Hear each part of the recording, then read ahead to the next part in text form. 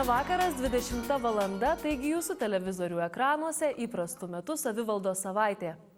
Praėjusį ketvirtadienį atidarytas naujas socialinių paslaugų centro padalinys – Socialinių paslaugų centro Viečiūnų skyrius. Pagrindinis naujai atidarytos skyriaus tikslas – padėti savivaldybės gyventojams spręsti jų socialinės problemas. Naująjį skyrių iškilmingai atidarė savivaldybės meras Ričardas Malinauskas, Viečiūnų seniūnijos seniūnas Alvydas Varanis ir laikinai einanti socialinių paslaugų centro direktorės pareigas Asta Aleksienė. Centrą palaimino Ratnyčios parapijos klebonas Žydrius Kuzinas. Tokio centro poreikiai jau buvo be abejo senai ir galvojant, gavus lėšas, buvo sprendžiama ir galvojama, kur galima būtų tokį centrą įrengti. Ir šioje vietoje būtent buvo senas, pakankamai prastos kokybės jau pastatas, kurį atsirado galimybė nugriauti ir vietoje jo pastatyti naują pastatą reikalingą mūsų bendruomenės žmonėms. Pastatytas naujas pastatas, turbūt čia savivaldybės meras administracija sugebėjo už tam tikrą lėšų sumą ne tai, kad atremontuoti senas patalpas, tačiau pastatyti naujas, kurios tikrai pagerino gyvenvietės įvaizdį, pagerino pačią aplinką, susitvarkė. Ir tai yra šiuolaikiškas pastatas, kuris suduoda gyvenvietei tokio jaukumo. Taip pat čia gyvena žmonės, kurie reikalauja tam tikros aplinkos, tam tikrų bendravimo įgūdžių. Čia yra darbuotojai, kurie rūpinasi kartu su seniūnija, su savivaldybė, socialinių paslaugų centro paramos skyriumi, seniūnija bendradarbiaudami. Tikimės, kad tai bus pastatas, kuriame bus šilta, jauku tiek suaugusiems, tiek vaikams, tiek visiems. Girdėjome, kad ir pati bendruomenė prisidėjo prie šio pastato statybos, tvarkė aplinką. Gal galite plačiau papasakoti?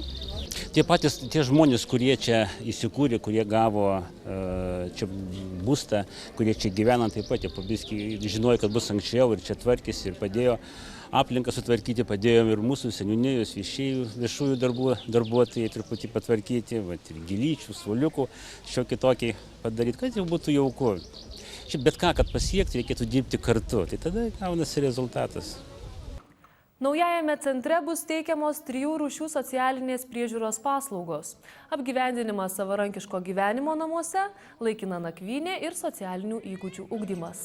Į naujas patalpas persikėlė ir Viečiūnų vaikų darželio patalpose veikia socialinių paslaugų centro Vaikų dienos centras. Vaikai lankantys šį centrą atidarymo metu deklamavo eilėraščius, mielai dalinosi pasakojimais apie savo veiklą centre.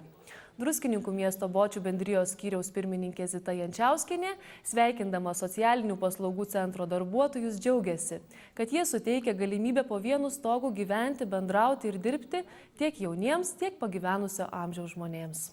Tęsiame laidą. Šį mėnesį įgyvendintas metus laiko trukęs projektas ikimokyklinio ugdymo įstaigų pastatų modernizavimas Druskininkų savivaldybėje. Projekto metu atnaujintos 2 ikimokyklinio ugdymo įstaigos – Leipalinkio vaikų lopšelis darželis Liepaitė ir Druskininkų lopšelis darželis Bitutė. Modernizuojant ikimokyklinės ugdymo įstaigas atlikti vidaus patalpų remonto darbai, lopšeliai darželiai taip pat aprūpinti reikiamais baldais. Įgyvendinant projektą buvo gerinama vaikų ugdymo aplinka, kuri tiesiogiai įtakoja ugdymo kokybę bei sveikos, saugios ir jaukios ugdymo atmosferos užtikrinimą. Projekto metu pasiektais rezultatais džiaugiasi ne tik Druskininkų savivaldybės darželius lopšelius lankantys vaikai ir ten dirbantys pedagogai, bet ir tėvai, kurie yra garantuoti dėl tinkamų vaikų priežiūros sąlygų. Bendra projekto vertė beveik 900 000 litų, iš kurių 85% Europos regioninės plėtros fondo, o 15% Druskininkų savivaldybės biudžeto lėšos. Pagal priemonę investicijos ikimokyklinio ugdymo įstaigas Druskininkų savivaldybės administracija įgyvendino projektą ikimokyklinio ugdymo įstaigų pastatų modernizavimas Druskininkų savivaldybėje. Projekto metu buvo atlikti ne tik vidaus patalpų remonto darbai, tačiau buvo ir patalpos aprūpintos ikimokyklinio ugdymo baldais, tokiais kaip spintelės, kėdutės ir staliukai, taip pat rūbinėlės, minkšti baldai, rankšluostinės ir kita. Projekto metu taip pat buvo įrengti metodiniai kabinetai, kurie buvo aprūpinti moderniais baldais ir kompiuterinė įranga, tokia kaip stacionarūs ir nešiojami kompiuteriai, interaktyvios lentos, vaizdo projektoriai, taip pat multifunkciniai kopijavimo aparatai, taip pat patalpos buvo aprūpintos internetinė prieiga. Šio projekto metu buvo modernizuotas Leipalingio vaikų lopšelis darželis Liepaitė ir Druskininkų lopšelis darželis Bitutė. Galime džiaugtis, kad šiandien ne tik darželio personalas, bet ir svarbiausia ikimokyklinio ugdymo amžiaus vaikai džiaugiasi sveika, o svarbiausia saugia vidaus ugdymosi aplinka. Druskininkų savivaldybė, siekdama atkreipti gyventojų ir miesto svečių dėmesį į kurorte esančių apleistų viešo naudojimo pastatų būklę, pastatė keletą informacinių lentų, kuriuose nurodyta, kas yra neprižiūrėto pastato savininkas. Šis žingsnis buvo žengtas siekiant nušviesti ir informuoti visuomenę apie susidariusią situaciją bei atskleisti savivaldybės norą, bet neturėjimą teisinių galimybių sutvarkyti šiuos apleistus pastatus, gadinančius kurorto įvaizdį ir keliančius žmonių pasipiktinimą ir nepasitenkinimą. Viena iš tokių lentų prieš metus buvo pastatyta prie Čiurlionio memorialinio muziejaus, kita prieš keletą savaičių Čiurlionio gatvėje prie 61 numeriu pažymėto pastato, kitaip dar vadinamo senosios kurorto poliklinikos. Pastarasis statinys yra apgailėtinos būklės ir priklauso turto fondui. Kitos naujienos. Alytaus teritorinė darbo birža informuoja, kad gegužės pabaigoje Alytaus apskrityje buvo užregistruoti 14 927 bedarbiai.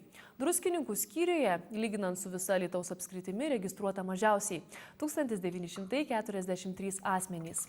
Lyginant su tuo pačiu praėjusiu metų laikotarpiu, nedarbas Druskininkų savivaldybėje sumažėjo 5 procentiniais punktais. Ir tai yra didžiausias pokytis visoje Alytaus apskrityje.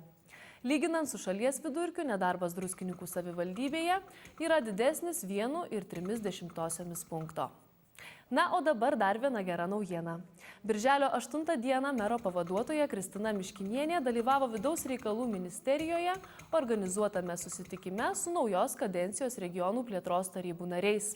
Renginio metu Vidaus reikalų ministras Raimundas Palaitis įteikė padėką Druskininkų savivaldybei už ES paramos panaudojimą regionų plėtrai. Susitikimo metu taip pat buvo aptartos struktūrinės paramos panaudojimo problemos ir regionų plėtros tarybų veiklos aktualios ES struktūrinės paramos panaudojimo kontekste.